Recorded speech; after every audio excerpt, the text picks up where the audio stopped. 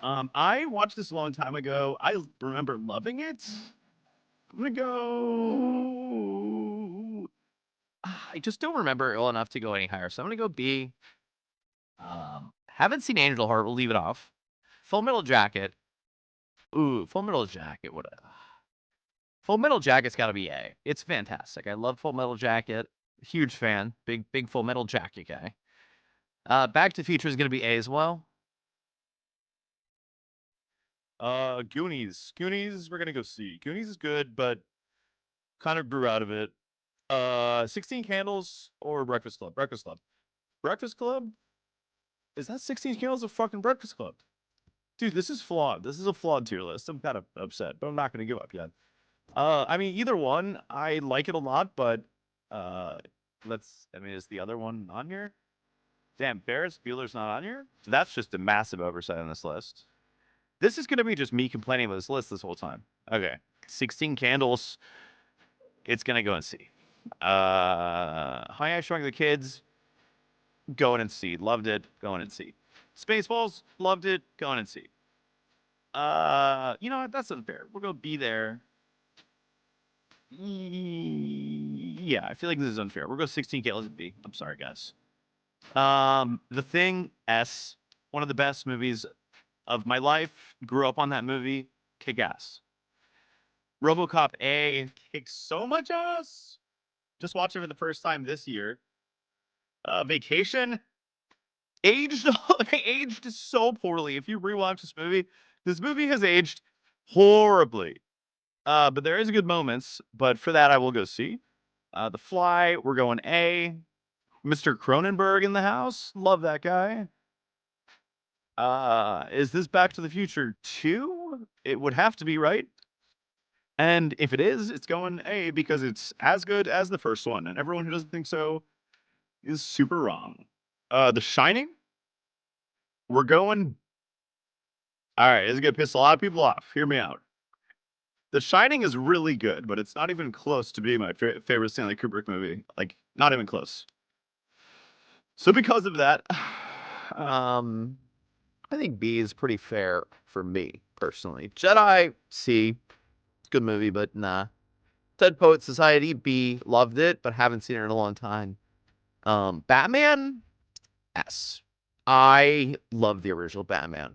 Tim Burton is so goated when it comes to production design and creating something unique, and just in general, I love Tim Burton movies, and what he does with this movie is unbelievably cool. And Jack Nicholson rules, and it's just you just don't see movies this textured and this tactile anymore. And just the set extensions with paintings and the way he makes movies is so, especially in this period of his career, is something I love. So for that reason, it's going S. Mississippi Burning, we're going S. Just unbelievable movie. My dad made me watch it. Loved it. Willem Dafoe, Gene Hackman, just incredible. Top Gun, come on, do an S. I saw it in IMAX on the re-release before Top Gun Maverick came out. Holy shit, does that movie look good in IMAX? And the sound design is literally perfect. I mean, the jets.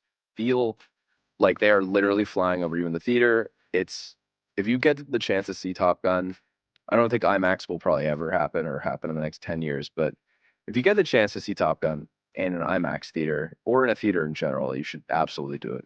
Oh, there is the Breakfast Club. Okay, so the Breakfast Club will go you know, it's tough. Ferris Bueller is by far my favorite of these, and I don't see it on the list. So I'll go Breakfast Club A, and we'll put 16 Candles B. So, uh, Poltergeist S. What an unbelievably cool movie. Um, haven't thought about trees the same way since this. Haven't thought about like my friend lived across from a cemetery in high school, and this movie made me think of that.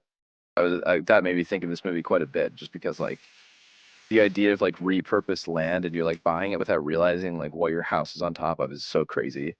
Just so cool. Terminator, I'm gonna go A because Terminator 2 just outdoes it in every single way, but it is just such a banger. And like cannot be stated enough how cool it. You know what? Cannot be stated enough how cool this movie is. Probably my favorite James Cameron movie, if I'm being honest. Like this and Terminator 2 equally. I don't really love James Cameron's camera direction. Like I think he's pretty boring when it comes to like how he shoots things and how he edits. It's so like engineer brain. Like it all looks really cool and it's always like really well put together and always engaging and great filmmaking, but like these new movies just have nothing to them and there's nothing I can connect with. And like, yeah, I can go into Avatar Way of Water and like have a great time. But at like a month later, do I really care? Like, there's nothing like there's like as much as like the graphic design people and like all the CG people, like they're obviously super impressive. There's not like a single person that I can connect to and be like that person's work was incredible because I just don't know who they are and like that's on me. You know what I mean? But like so, but something like the Batman, you know, or like let me give you a better example, like Civil War this year or Challengers this year, like there's like numerous people involved with those projects where I'm like, that was just impeccable work. And like these 5 people on these different like, it's just like all these different artists and these different fields coming together. Like that's what makes me love a movie, right? So if the cinematographer's on their A game, if the production designer's killing it, if the sound designer's amazing, if the editor's amazing, if the writer's amazing, like that's what makes me love a film. I don't feel that way about recent James Cameron movies. It feels like it's James Cameron and that's the guy. And if you love James Cameron, you're gonna love it. But there's not a convergence of talent that excites me the same way a lot of movies do. Blade Runner, you know, I'll be honest, I'm just kidding. Blade Runner's like my favorite movie of all time. We're going S. All right. Beetlejuice. Okay, so I just said all that stuff about Tim Burton, right? But Beetlejuice is not one of my Tim Burton movies, and I'm going B. It's good. But it's not one of the ones that I'm like die-hard Tim Burton over. Big Trouble in Little China I haven't seen. This is really okay. So at the end of this, we'll talk about the movies I haven't seen because this is Seen all these movies if you guys want me to. Bill and Ted's Excellent Adventure. As fun as this movie is, come on, like there's not a lot there. Fast Times at Ridgemont High. We'll go B. Really enjoy it. Don't love it. Roger Rabbit. S. Roger Rabbit is awesome. I have no desire to see a sequel. I don't know why everyone's pushing for that. If they do it, they better do it right because, man, that would suck. If they fucked it up. Yeah, so I haven't seen Angel Heart, Fireflies, Witness. What is this? I embarrassingly don't know what that is. Scarface, Friday the 13th. Or this is Nightmare on Elm Street, right? I have seen Nightmare on Elm Street. I don't know why I missed this. I don't love it though, so we'll go see. I don't remember it. Yeah, I haven't seen Predator. Haven't seen Lost Boys, Starman, Born on 4th of July, Pretty in Pink, Outsiders, Christine, They Live, Labyrinth, Birdie, Changeling, Fog, Big Trouble in Little China. Yeah, I haven't seen any of these. So if there's any of these that I'm like insane for not having seen, I've seen like 2,000 movies in my lifetime, and I haven't seen these. I know that's crazy. I haven't seen Scarface. That's like the one that probably stands out the most. But there's ones I really have always wanted to. Like I've always wanted to watch Christine. They Live. Scarface obviously has been on the list. Witness is on the list recently. I had not heard about Angel Heart until it was recently mentioned on a podcast I listened to, and that's one I'll probably check out soon. But anyways, guys, thanks for listening to me ramble. If you made it to the end, like I deeply appreciate you. That is what will help this channel grow. So I'm very like scared to post longer form content because I don't want to optimize it for attention because I want you guys to have a place to come where it doesn't feel like I'm berating you with content. That's what I'm doing in shorts to grow because that's what I know I have to do. But yeah, guys, this is slower videos, but if you click and listen, I appreciate you guys listening all the way through because it really helps out the channel and giving us a subscribe and a like button and knowing that there's going to be a bunch of stuff coming up. So excited to have some fun with you guys. Film stock. Wow, that 1980s movie tier list you just made is fantastic, Mr. Filmstock. I can't wait to see what you do next. If I had arms and legs, I would walk right over to every one of your subscribers' houses personally and let myself into their home to log onto their computers to like, and, of course, share this amazing video. Too bad I don't. Oh well.